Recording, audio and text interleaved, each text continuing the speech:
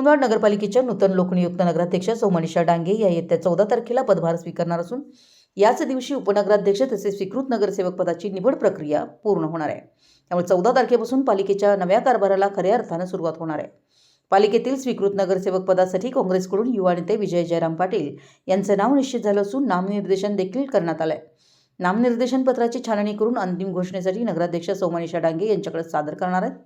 दरम्यान उपनगराध्यक्ष पदासाठीची नामनिर्देशन प्रक्रिया 14 तारखेला सकाळी 11 वाजता पार पडणार आहे। उपनगराध्यक्ष पदासाठी इच्छुक उमेदवारांकडून नामनिर्देशन पत्र सादर केली जाणार असून त्याची छाननी मुख्याधिकारी मनोज कुमार देसाई हे करणार आहेत।